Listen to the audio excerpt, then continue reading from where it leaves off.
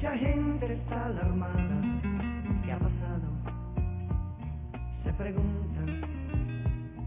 ¿Qué ha pasado en el mundo?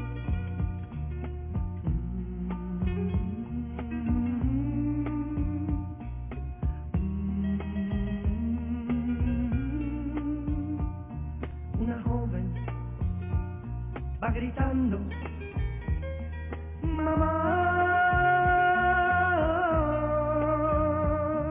Un esposo va buscando su familia.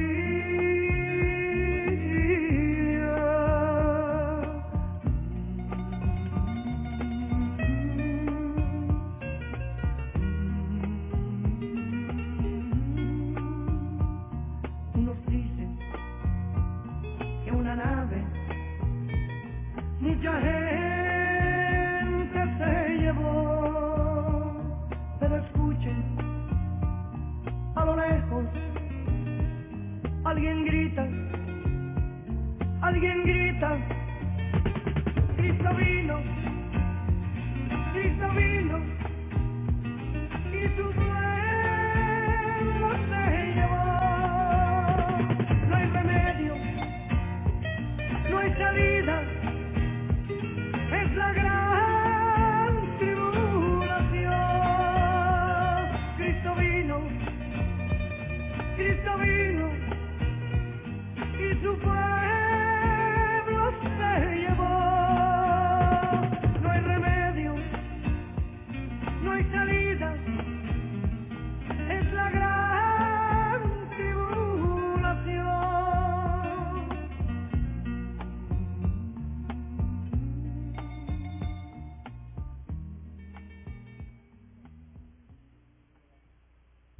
La gran tribulación y el juicio de las naciones. Jeremías capítulo 30 y el versículo 7. La palabra del Señor dice: oh, cuán grande es aquel día, tiempo que no hay otro a él, tiempo de angustia para Jacob, la gran tribulación, pero de ella será librado. Vamos a orar, por favor. Padre, en el nombre de Jesús, te pedimos que nos hables en esta noche. Te agradecemos, Señor, por las 11 conferencias que ya pasaron. Te agradecemos por esa 12ª. Te pedimos que tu sabiduría, Señor, pueda pairar sobre nosotros en esta noche y que tú puedas darnos entendimiento de tu palabra. En el nombre del Señor Jesucristo. Amén. Puedes sentar, por favor. Después que Cristo arrebate la iglesia en el rapto, entonces empieza la gran tribulación. 7 años, 3 años y medio, 42 meses para el anticristo. Y 3 años y medio, 1260 días para los 2 testigos del Apocalipsis. Pero cuando Cristo lleve a su iglesia en los aires, ¿qué nosotros haremos durante los 7 años del periodo de la gran tribulación? Lo primero que haremos después del arrebatamiento de la iglesia del rapto será mirar el rostro de Jesús en los aires. Después mirar abajo y ver la tierra que estará muy lejos de nosotros. Y después pensar. Isaías capítulo 33 y el versículo 17. Tus ojos verán al Rey en su hermosura, el arrebatamiento de la iglesia. Verán la tierra que está lejos. Usted mirará desde arriba del espacio, cuando la iglesia subirá en el arrebatamiento de la iglesia, y mirará que la tierra estará lejos. Tu corazón imaginará el espanto y dirá: ¿qué es del escriba? ¿Qué del pesador del tributo? ¿Qué del que pone en lista las cosas más insignes? Mirarás la tierra y dirás: ¿qué tan insigne es la tierra, tan pequeña, estarás tan lejos, a miles y miles de pies arriba en el espacio? Mirarás la tierra y verás que ella está lejos, muy lejos. En el primer día nosotros no preguntaremos nada. En el primer día del arrebatamiento de la iglesia, Juan capítulo 16 y el versículo 23.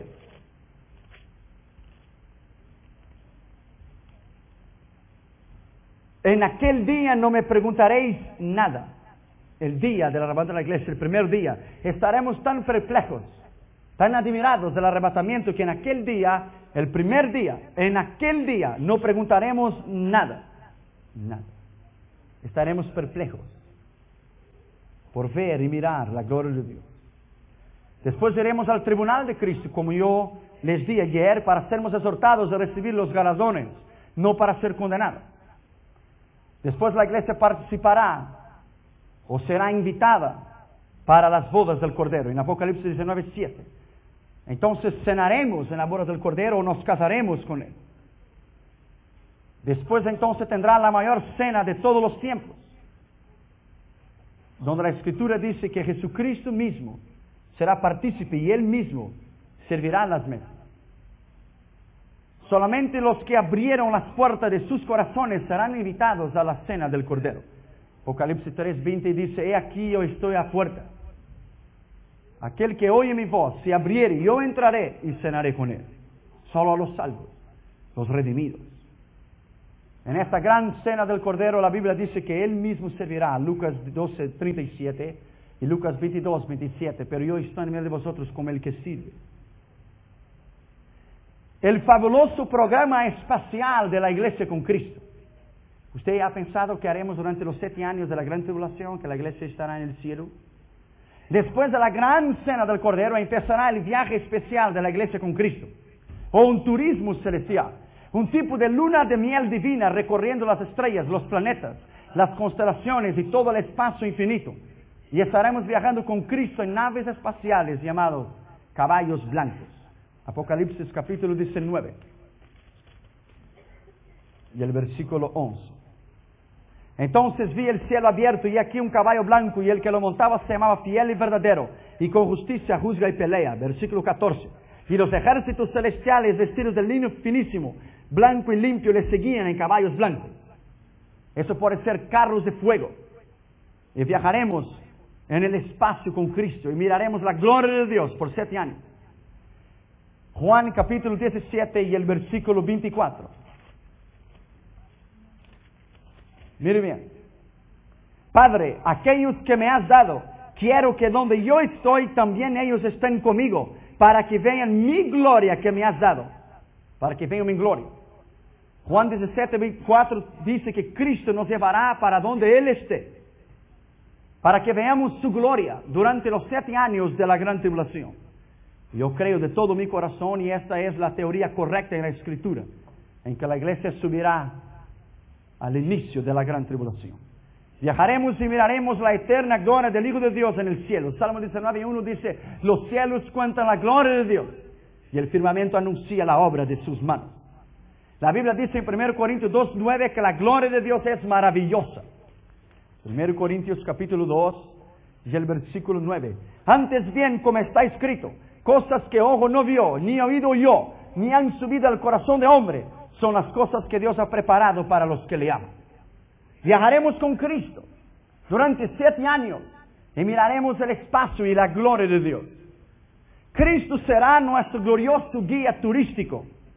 Él nos guiará a través de las constelaciones, y la Biblia lo habla. Apocalipsis capítulo 7 y el versículo 17. Porque el Cordero que está en medio del trono los pastoreará y los guiará a fuentes de agua de vida. Y Dios enjugará toda lágrima de los ojos de ellos. El Cordero nos pastoreará y nos guiará a las fuentes de agua de vida alrededor de las constelaciones y del infinito universo. Él será el guía turístico y tendrá un micrófono en la mano y dirá: aquel es Júpiter, aquel es Mercurio. El poder de Dios es tan grande, es tan poderoso, y Él será nuestro guía turístico. En aquel día veremos la gloria de Dios, veremos lo que Él ha hecho, veremos el sol, la luna, las estrellas, y viajaremos en una velocidad del pensamiento. Administraremos planetas, regiremos naciones en el milenio. Pero ¿dónde es que está la gloria de Cristo? La gloria de Cristo está en el cielo, porque los cielos manifiestan la gloria de Dios. Salmo 19:1. Pablo dijo en Filipenses 3:20 que nuestra ciudadanía gloriosa está en el cielo. Colosenses 1:5 dice que nuestra esperanza gloriosa está reservada en los cielos. Pedro dijo en 1 Pedro 1:4 que tenemos una herencia incorruptible y gloriosa reservada en el cielo. Pero ¿dónde es que está en el cielo? Hay 3 cielos. El primer cielo, la atmósfera, el segundo cielo, la estratosfera, y el tercer cielo, donde Dios vive. Job capítulo 11 y el versículo 7. ¿Dónde está el cielo de Dios? Job capítulo 11 y el versículo 7. ¿Descubrirás tú los secretos de Dios? ¿Llegarás tú a la perfección del Todopoderoso? Es más alta que los cielos. ¿Qué harás? Que los cielos, que los 2 primeros cielos, el primer cielo y el segundo cielo. Quiere decir que Él está en el tercer cielo. Job capítulo 22 y el versículo 12. ¿No está Dios en la altura de los cielos? Miren lo encumbrado de las estrellas, cuán elevadas están. Dios vive arriba. La Biblia dice que solamente el cielo es el trono de Dios. La extensión de los cielos, del tercer cielo, es el trono de Dios. Y la tierra es el estrado de sus pies. La Biblia dice en Isaías 14:13 que el cielo está al norte del universo. Al norte del universo, el tercer cielo. Isaías capítulo 14, el versículo 3. Tú que decías en tu corazón, subiré al cielo, para arriba, en lo alto, junto a las estrellas, levantaré mi trono. Eso era el tiempo que ya hemos estudiado la generación preadámica. Si Satanás dijo, levantaré mi trono, es porque su trono estaba en la tierra. Levantaré mi trono. Entonces él tenía un trono en el mundo. Primero, en la generación preadámica. Levantaré mi trono. En el monte del testimonio me sentaré a los lados del norte. Me sentaré a donde Dios se sienta, a los lados del norte. El tercer cielo está al norte del universo. En el cielo andaremos en carros de fuego o caballos blancos allá arriba en el espacio sin fin. Porque la Biblia dice que esos carros de fuego, los carros de fuego del Señor son muchos. Salmos 68 y el versículo 17. Los carros de Dios se cuentan por veintenas de millares de millares. Tal vez fue uno de estos carros de fuego, naves espaciales celestiales, que el profeta Elías subió al cielo. Segundo Reyes capítulo 2 y el versículo 11. Segundo Reyes capítulo 2 y el versículo 11. Y aconteció que yendo ellos hablando, he aquí un carro de fuego con caballos de fuego, apartó de los 2 y Elías subió al cielo en un torbellino. ¿Será que esos carros de fuego son los platillos de los discos voladores llamados por los científicos de UFO? La Biblia habla sobre los platillos voladores. Ahora, si son criaturas extraterrestres, Dios lo sabe. Pero la tierra sería un puntito tan diminutivo para que Dios solamente la tuviera ella habitada. Isaías capítulo 66 y el versículo 15. Ya que la Biblia tiene que tener todo, pues tiene que tener los platillos también. Isaías 66, 15. Porque aquí que Jehová vendrá con fuego y sus carros como torbellino, para descargar su ira con furor y su reprensión y llenar la tierra de fuego. Zacarías capítulo 5 y el versículo 2.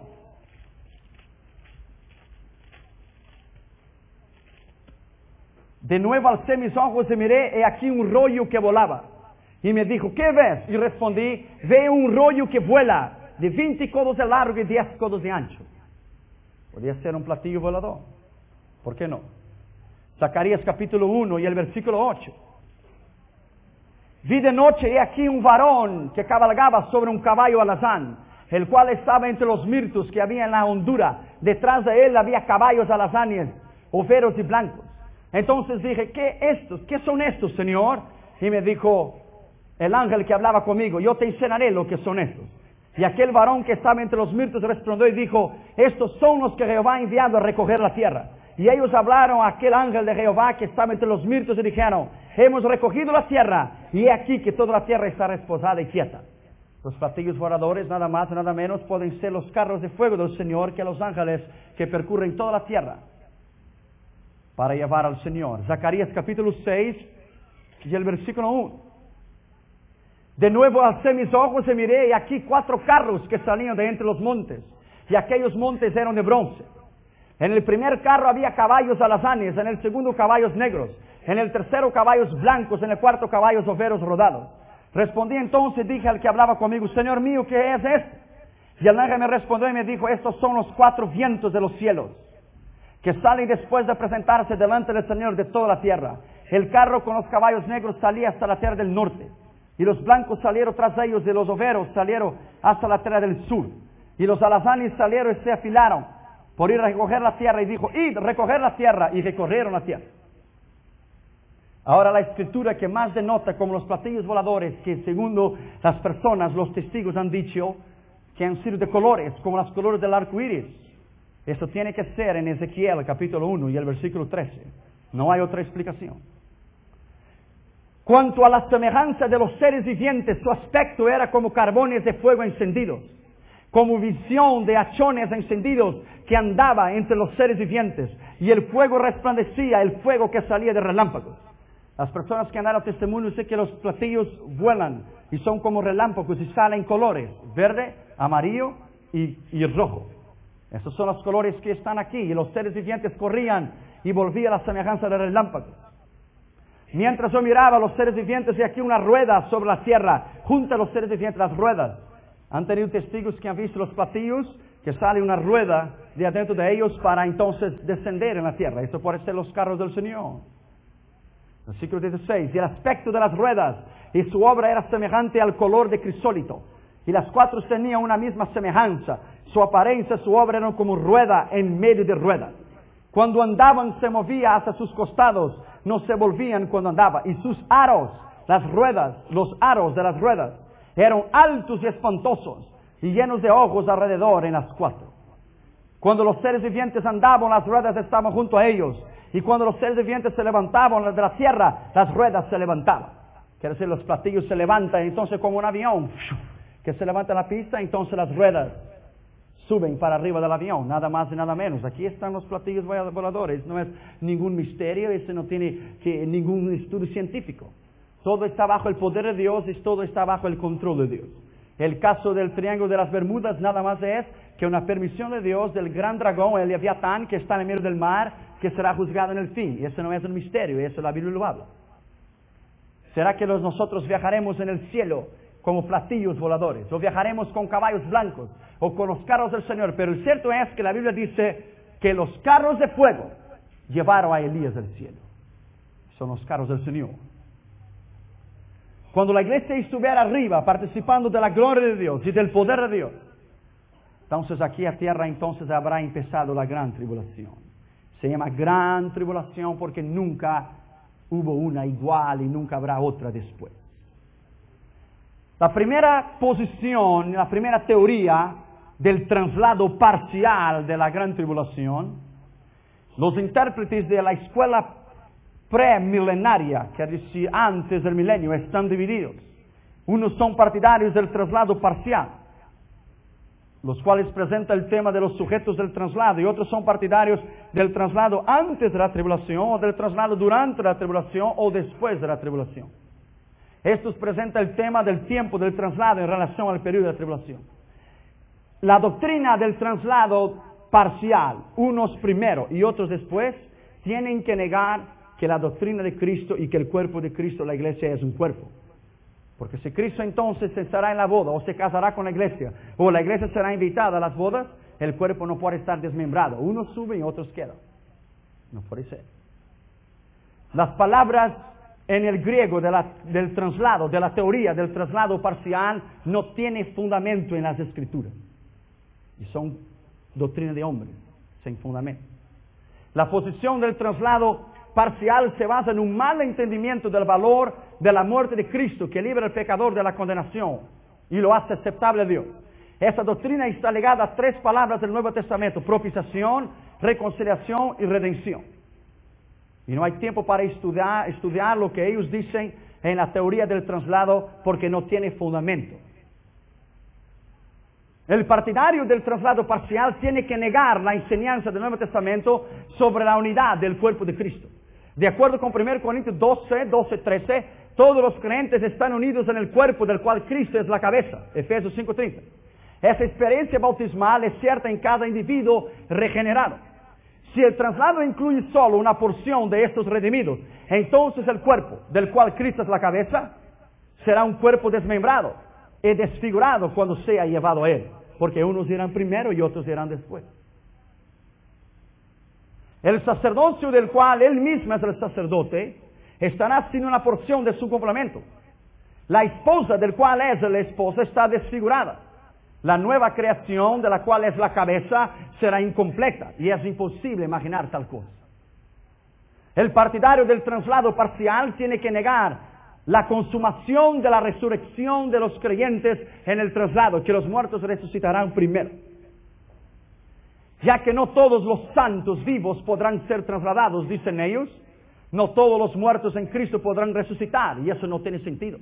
Pablo dice, los muertos resucitarán primero, y los que estuvieren vivos encontrarán al Señor en los aires. Por cuanto muchos de estos que murieron sin madurez espiritual, dicen ellos que no se levantarán. Pero como Pablo enseña que seremos transformados, y que Dios traerá a todos los que durmieron en Él, 1 Corintios 15, 51, 52, es imposible admitir una resurrección parcial, unos primero y otros después para la iglesia, sino que las dos resurrecciones es primero los salvos y después de los 1000 años los que resucitarán para el juicio del trono blanco. El partidario del traslado especial parcial confunde la enseñanza escrituraria sobre los galardones. Los galardones son dados gratuitamente por Dios por recompensa, por un servicio fiel a Él, lo que hemos estudiado ayer. El Nuevo Testamento es claro en sus enseñanzas acerca de las recompensas.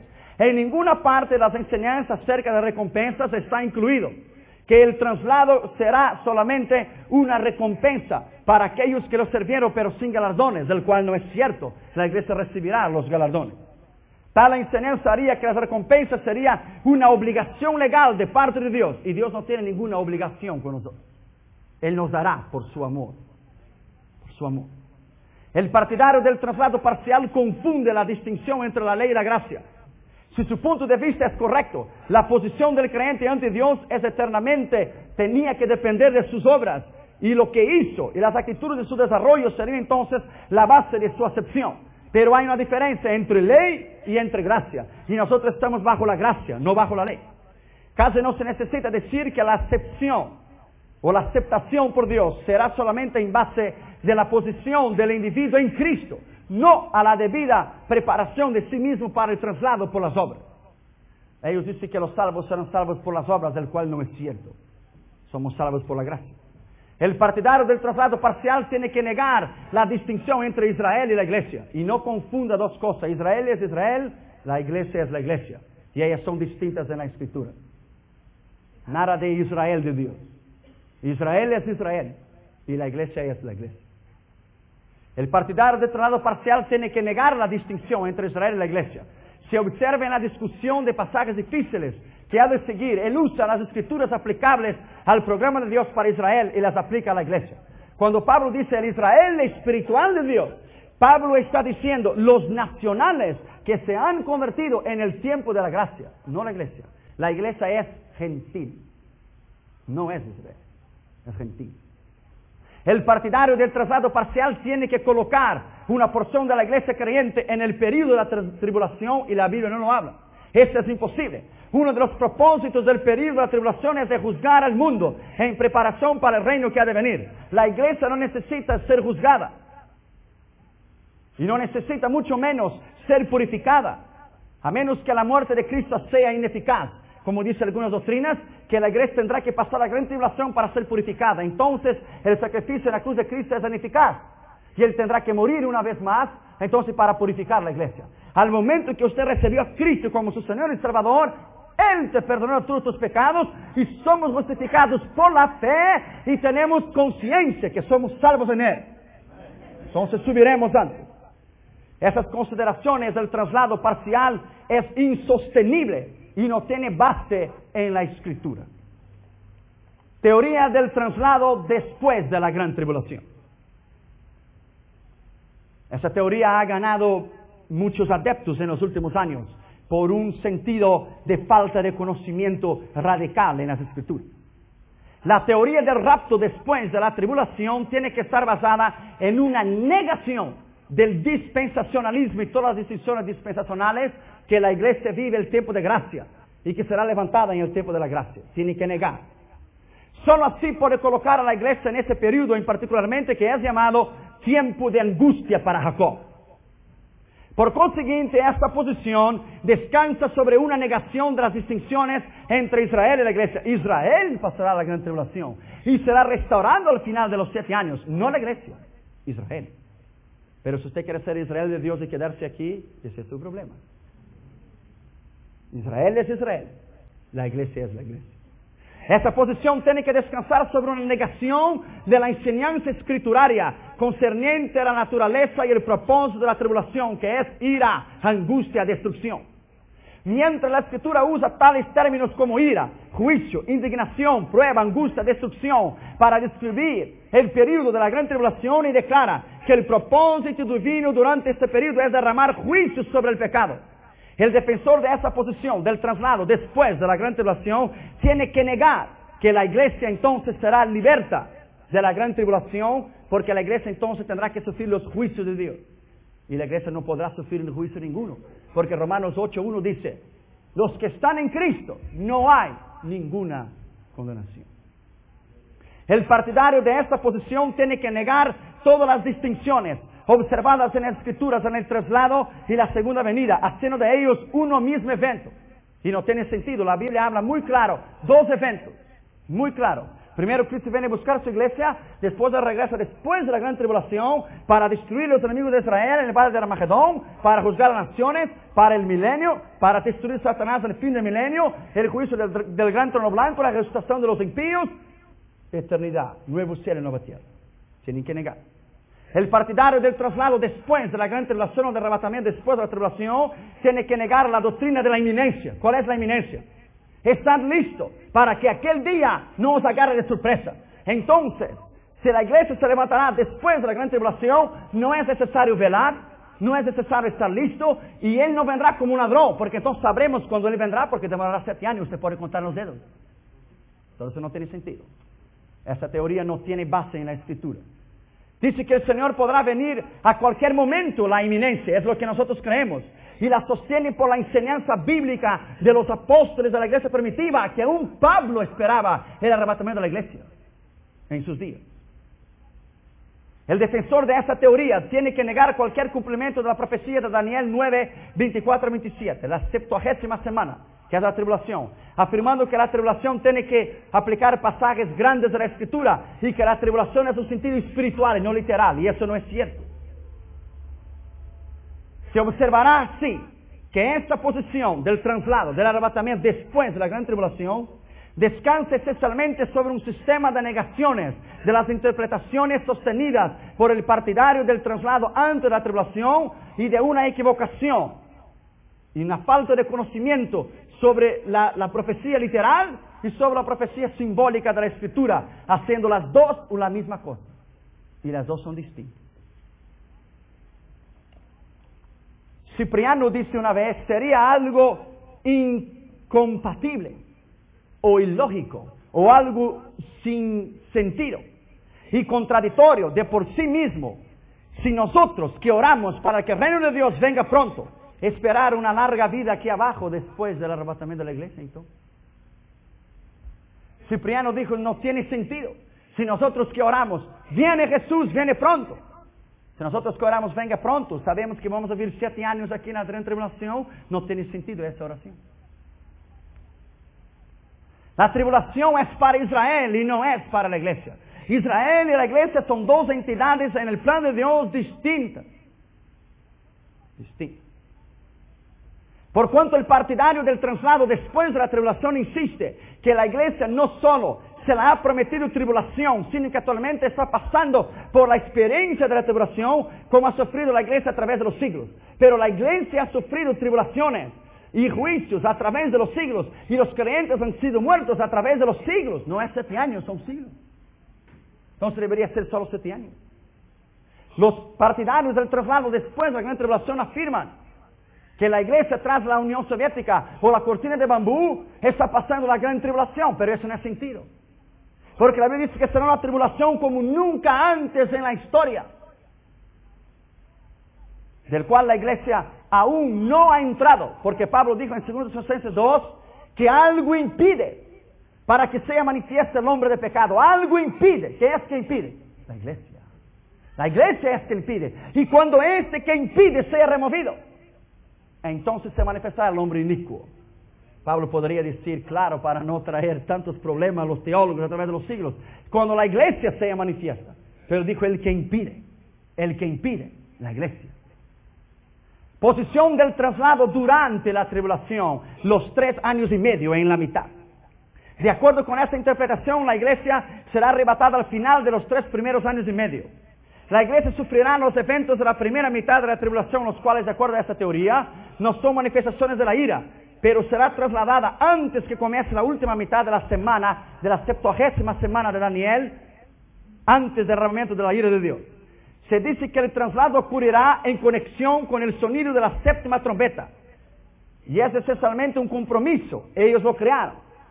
Esencialmente un compromiso, esa doctrina, para que hubo entonces, y está conectada en el medio, la después, la antes, entonces ellos crearon en el medio, para no quedar deslumbrados. Que no tiene sentido. El partidario del traslado durante la tribulación, o sea, después de los 3 primeros años y medio, 42 meses, tiene que negar o al menos debilitar la interpretación dispensacional en la Escritura, las dispensaciones que hemos estudiado. Tiene que negar las distinciones estrictas sobre Israel y la iglesia. Eso se observa en que esa posición coloca a la iglesia en la primera mitad de los últimos 7 años del periodo determinado sobre el pueblo de la ciudad de Dios. Esa posición debe descansar sobre una interpretación de la tribulación que divide el periodo en 2 mitades separadas. Y las 2 mitades separadas están divididas en el arrebatamiento de la iglesia, el anticristo, los 2 testigos del Apocalipsis y el fin. Esa es la división correcta en la Escritura. Esa posición del traslado durante la gran tribulación tiene que negar la doctrina de la inminencia, como ya le he dicho, que Cristo vendrá en un abrir y cerrar de ojos, o Cristo vendrá como un ladrón de la noche.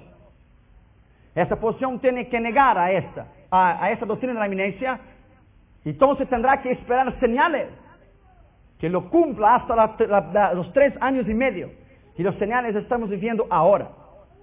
Esa posición tiene que negar el concepto de la iglesia como un misterio, para que la era de la iglesia pueda coincidir o comparte con el programa de Dios. La iglesia es un misterio en el Antiguo Testamento. El Antiguo Testamento menciona Israel, no menciona la iglesia. Algunos versículos la mencionan, que Cristo la fundaría a través del poder del Espíritu de Dios. Pero en el Antiguo Testamento la iglesia es un misterio. En el Nuevo Testamento Israel es un misterio. Entonces los dos son distintos. Los dos son distintos. Este examen de la posición del traslado en la tribulación, en la primera mitad, nos ha demostrado que los argumentos esenciales de ese punto de vista no podrán resistir la prueba de la verdadera interpretación de la Escritura y debe ser rechazado. Teoría del traslado antes de la tribulación. Y esta es lo que yo creo. Esta es la que es correcta. Y esta es la que es verdadera. La iglesia jamás podrá pasar en la gran tribulación. No hay sentido. No hay lógica. Ellos dicen teoría del traslado, pero no es teoría, es una tesis. La iglesia se levantará antes de la gran tribulación. Descansa esta doctrina sobre una promesa mayor en la Escritura, que es el método literal de la interpretación de la gran tribulación. Cree en una interpretación dispensacional de la palabra de Dios. Que la iglesia de Israel son 2 grupos distintos. Que la iglesia es un misterio no revelado en el Antiguo Testamento. Y que Israel es un misterio en el Nuevo Testamento. Y que los 2 al final de los siglos entonces serán restaurados. Y estarán en la presencia de Dios. El método literal de la interpretación es admitido franca y libremente por los amilenarios. Amilenarios, antes del milenio. Durante el milenio, los premilenarios, antes, milenarios, durante el milenio y postmilenario. Básico es basada esta doctrina en la controversia de los 3 primeros puntos de vista, parcial, después y a la mitad de la gran tribulación. Pero esta es el traslado donde la iglesia va a subir y donde yo voy a subir y donde usted va a subir. Hay una diferencia entre la iglesia, mira bien, profesante, que profesa, de aquellos que realmente hicieron una decisión por Cristo. Hay creyentes que se quedarán aquí después de retomar la iglesia porque no habían nacido de nuevo. Profesaban con su boca, pero no eran nacidos porque Él dijo, ni todo que dice Señor, Señor, entrará al reino de Dios. Mira bien, hay una diferencia entre la iglesia profesante y aquellos que hacen profesión de fe en Cristo. Para algunos esta profesión se basa en la realidad y para otros en ninguna realidad en absoluto. Ese último grupo pasará por el periodo de la tribulación, ya que Apocalipsis 2:22 indica claramente que la iglesia profesante no salvada experimentará la ira. No eras frío, no eras caliente, porque eras tibio, te vomitaré del boca. Hay una iglesia que no subirá, no es la iglesia verdadera. En estos últimos años, solo la iglesia verdadera permanecerá. Solo la iglesia de Cristo subirá. Solo ella. Hay una diferencia entre la verdadera iglesia y la iglesia profesante, los que profesan. La iglesia verdadera está compuesta de todos aquellos que han recibido a Cristo como su Salvador. Y porque encima de esta, en contraste con aquella, la profesante, tenemos la iglesia profesante, que lo recibieron nomás de boca, o recibieron una actitud, pero no de su corazón, y no han nacido de nuevo. Esta iglesia quedará durante la gran tribulación, porque esta iglesia será vomitada de su boca, y tendrá una oportunidad para ser salvo durante la gran tribulación, si no deja marcarse sus manos y su frente con el 666. Pero no valerá leer la Biblia, no valerá buscar a Dios, no valerá el Espíritu de Dios, porque la iglesia subió. Tendrá que dar su propia vida y ser torturado. Y durante 6 meses la muerte huirá de ellos. Quiere decir, procurarán morir, pero la muerte huirá de ellos. Cuando Satanás entonces determinar en la gran tribulación, eliminará cara a cara a los que se quedaron aquí y dirá, tú predicaste contra mí.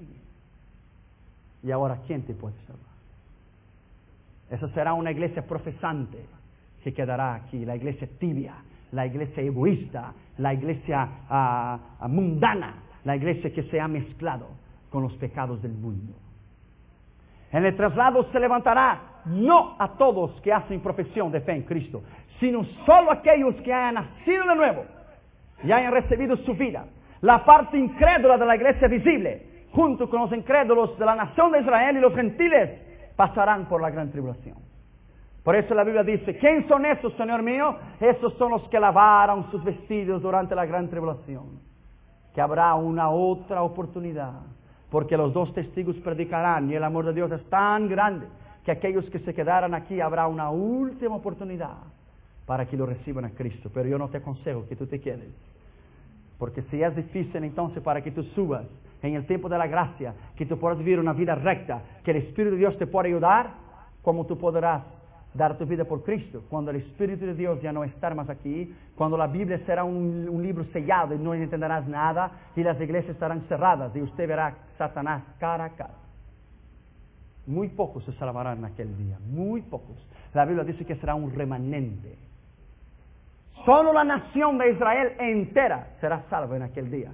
Cuando el Mesías vuelva después de la gran tribulación y ponga sus pies en el monte de los olivos y ellos se conviertan, y entonces la ley mosaica será desvendada de sus ojos, y en la batalla de Armagedón, cuando todas las naciones estarán en contra de Jerusalén, entonces Israel clamará y Jesucristo entonces los liberará de la gran tribulación. Solo Israel en peso se convertirá. No se olvide que habrá un hambre mundial y que los niños pedirán comida, los niños pedirán leche, y solamente se podrá comprar y vender con la marca de la bestia. Yo estaba en Ámsterdam, Holanda, muchos años atrás, en la conferencia de Billy Graham, y yo entré en un supermarket y yo no sabía, solamente miembros de ese supermarket podían comprar. Y cuando yo fui a pagar 1 litro de leche, la mujer dice, show me your left hand, enséñame tu mano izquierda. Dijo, ¿y por qué enseñarte la mano izquierda? Tú no tienes el número en la mano. ¿Qué número? Tú tienes que tener un número en la mano izquierda. ¿Tú no eres miembro de ese supermercado? No, yo no soy miembro, yo voy a pagar con dinero. No, aquí solamente compro miembros. ¿Tú no tienes el número en la mano? ¿Cuál número? Número 666. 666. No way, you can keep your milk. Por quedarte con tu leche. Increíble. Yo vi la gente llegar en el caja, enseñar la mano y el rayo láser poner la mano 666. Es el mismo láser que está en el supermercado cuando usted pasa eso será controlado por el anticristo. Por eso es que cada comida que usted compra tiene un número y un código. Y él tendrá el número y el código de todo. Y nadie podrá comprar y vender sin tener el número en la mano. El código de teléfono de Israel es 666. Estamos en el fin. Yo estuve en el edificio del Mercado Común Europeo, el 666 de la Bestia. 2 andares, 2 pisos tenía este gran edificio y se llama The Beast. Tu nombre está allí y mi nombre está allí. Cuando Cristo venga a llevar su iglesia, estará todo computadorizado en el mundo entero. Usted pone su Social Security Number y ellos saben lo que usted tiene en el banco, ellos saben dónde usted vive, él sabe lo que usted gana, ellos saben todo. El anticristo sabrá todo sobre aquellos que se quedarán aquí. Pero yo no voy a estar aquí. Yo no espero al anticristo, yo espero a Cristo que vendrá para llevar la iglesia. Hay que hacer la diferencia entre Israel y la iglesia. Y esa es la doctrina verdadera del arrebatamiento de la iglesia antes de la gran tribulación. Primero, la extensión de la revelación bíblica. Israel ocupa así 4/5 partes de la Biblia y la iglesia solo ocupa 1/5 parte. Diferencias entre Israel y la iglesia. Segundo, el propósito divino. Israel recibe las promesas terrenales, los pactos, y la iglesia recibe las promesas celestiales en el Evangelio. Tercero, la semiente de Abraham, Israel, es semiente física, de la cual algunos se convertirán en semiente espiritual. La iglesia es una semiente espiritual. Cuarto, en razón al nacimiento, 2 puntos. Israel tuvo un nacimiento físico que produce parentesco, pero la iglesia tuvo un nacimiento espiritual que conduce a un parentesco con Cristo. Quinto, la supremacía en Israel, Abraham, en la iglesia, Cristo. Sexto, los pactos fueron con Israel, el abrahámico y todos los pactos siguientes. Pero la iglesia está directamente relacionada con el pacto abrahámico y los nuevos pactos. 7. En el ámbito nacional, Israel es una nación, una sola, pero la iglesia es de todas las naciones. 8. En el tracto divino, Israel disfruta un tratado nacional e individual. La iglesia es un tratado individual solamente con la iglesia, con los gentiles. 9. Las dispensaciones. Israel existió a través de los siglos desde Abraham. La iglesia solamente existe hace 2000 años, después del derramamiento del Pentecostés. 10. En el misterio de los tiempos, Israel no tiene ninguna actividad misionera y ningún evangelio que predicar, pero la iglesia tiene una comisión que cumplir y un evangelio que predicar. 11. La muerte de Cristo. Israel es condenado nacionalmente porque no lo aceptó. Para ser salvo por ella, la iglesia está perfectamente salva y actualmente por el sacrificio de Cristo. Pero todavía Israel recibirá a su Mesías en el segundo retorno después de la gran tribulación. 12. El Padre, la doctrina de Dios, del Padre. Israel somos relacionados individualmente con Dios como Padre. Pero la iglesia es Padre, Hijo y Espíritu Santo. 13. Cristo. Para Israel es el Mesías, el Manuel, el Rey. Pero para la iglesia Él es Salvador, Señor y cabeza. 14. El Espíritu Santo. En Israel vino sobre algunos temporalmente, a la iglesia vino sobre todos en el día del Pentecostés. 15. Principio de gobierno, 2 puntos. Israel tuvo el sistema de la ley mosaica. La iglesia tiene el sistema de la gracia, de la dispensación de la gracia. 16. La capacidad divina. Israel no tiene ninguna capacidad. La iglesia es la morada del Espíritu de Dios. Israel será salvo porque Cristo lo salvará en la gran tribulación. 17. Los discursos de despedida. Para Israel fue el discurso del Monte de los Olivos. Para la iglesia el discurso del aposento alto, la cena. 18. La promesa de retorno vendría con el fin para llevar a Israel después de la gran tribulación. Pero Cristo viene primero para llevar a la iglesia. Los últimos serán los primeros, la iglesia. Y los primeros serán los últimos, Israel. 19. La posición en Cristo. Israel es un siervo. La iglesia se compone de miembros de la familia. No os tengo llamado siervos, os tengo llamado amigos. 20. Israel es un reino terrenal con Cristo en los 1000 años. Israel será súbdito, pero la iglesia será regente en el milenio. 21. En el sacerdocio, Israel tuvo un sacerdocio, la iglesia es un sacerdocio, con Cristo siendo su sacerdote. 22. En el matrimonio, Israel fue esposa infiel. La iglesia será esposa o será invitada a las bodas del Cordero. 23. Los juicios. Israel debe enfrentarse al juicio durante la gran tribulación, pero será refinado. E Israel entonces se convertirá. Porque dice, aquel que clamara a mí será salvo. Pero la iglesia es librada del juicio y de la gran tribulación. 24. La posición en la eternidad. Israel será los espíritus de los justos hechos perfectos en la tierra nueva. Pero la iglesia será una congregación de los primogénitos en los cielos nuevos y se sentará con Cristo en el trono. Así que nunca más confunda Israel e iglesia. Israel es Israel, iglesia es la iglesia. Si alguien entonces dice que la iglesia tiene que pasar la gran tribulación, tiene que negar el sistema de los gobiernos estipulado por Dios. La relación de la iglesia con los gobiernos. En el Nuevo Testamento se instruye a la iglesia para que ore por las autoridades gubernamentales. Mire bien. Por cuanto son ordenados por Dios para que aquellos que están en autoridad podrán ser salvos. Y para que los santos vivan en paz como resultado de ello. Tales son las instrucciones de Pablo en 1 Timoteo 2:1-4. Pero mira bien. La iglesia es además instruida a estar en sujeción a tales poderes de acuerdo a las Escrituras. Sujetarse a un gobierno. ¿Entendiste? Mira bien. Esa es la diferencia. Debido que a esos gobiernos son representados de Dios, la iglesia debería someterse al gobierno en la dispensación de la gracia. De acuerdo a Apocalipsis 13:4, el gobierno durante la gran tribulación es dominado por Satanás. Debido, entonces, en su relación con la iglesia, si los gobiernos serán de Satanás, ¿cómo es que la iglesia estará bajo el gobierno de Satanás? No tiene sentido.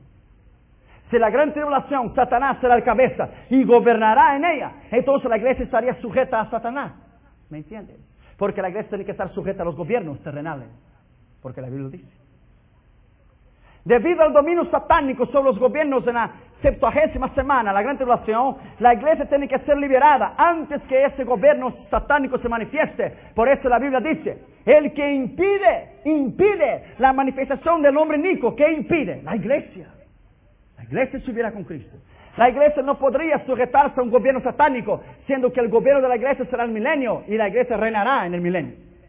Durante la 70ª semana de Daniel o la gran tribulación, Israel le invocará con justicia y juicio a Dios sobre los hombres impíos que vendrán a destruirles en el Armagedón. Clamará para que Dios les ayude. Pero la iglesia descenderá con Cristo, como dice Apocalipsis 14, y vendrá el Señor con todos los santos. Quiere decir que la iglesia ya estará en el cielo. Es imposible que la iglesia participe de la gran tribulación. Eso es imposible. Eso no tiene sentido, no tiene base en la Escritura.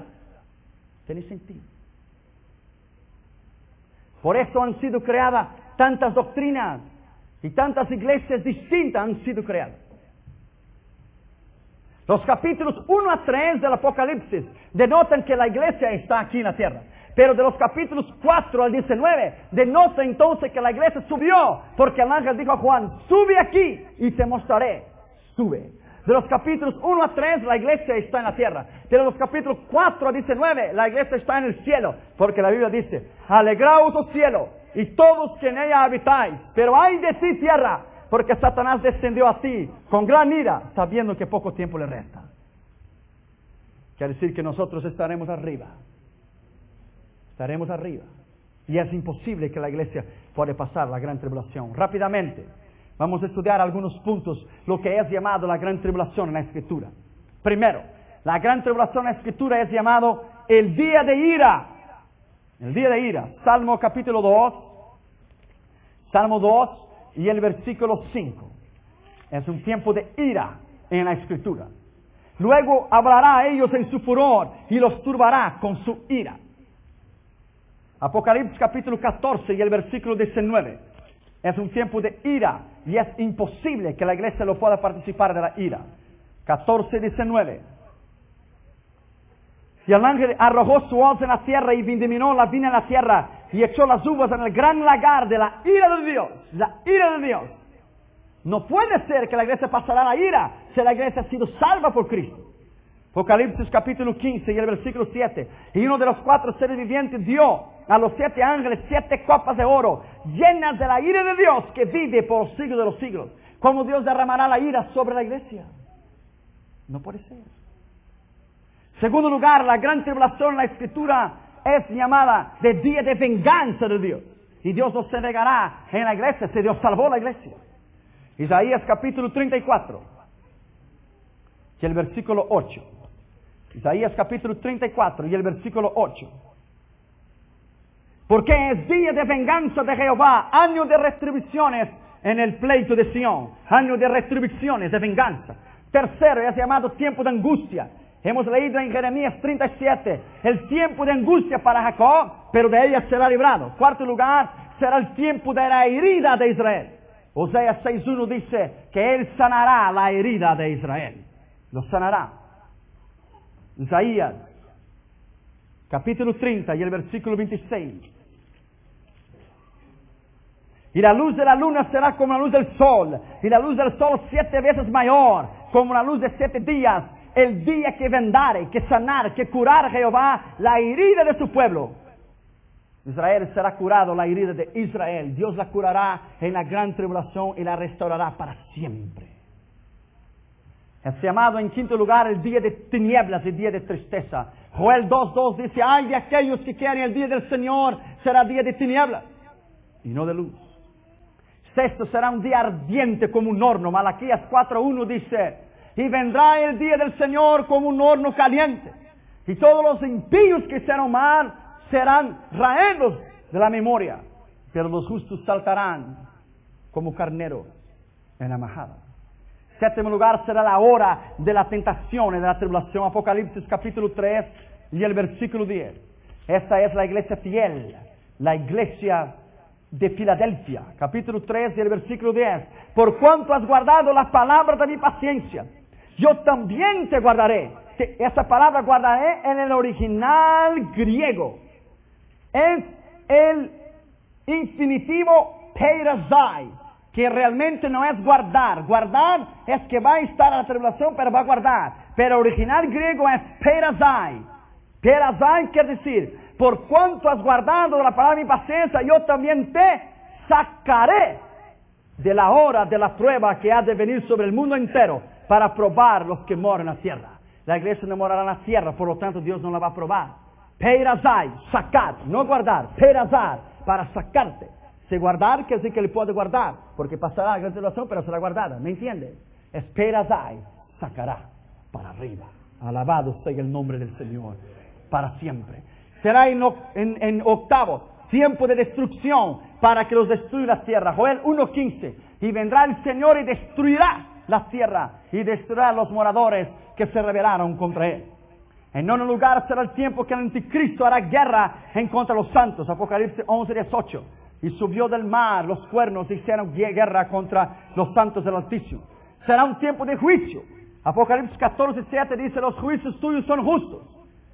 Apocalipsis 15.4 dice, temer a Dios y dale gloria, porque su juicio ha llegado. Y adorá a aquel que hizo los cielos, la tierra, el mar y las fuentes de las aguas. El 11º será una gran tribulación llamada indignación. Isaías 34, 1-3 dice, yo iré indignarme en aquel día contra las naciones que desterraron a mi pueblo Israel. 12º será un castigo. Isaías capítulo 24, el versículo 20. En aquel día Jehová castigará los moradores de la tierra. La gran tribulación nada más y nada menos es que el tiempo de prueba. Pero nosotros nunca pasaremos por ella.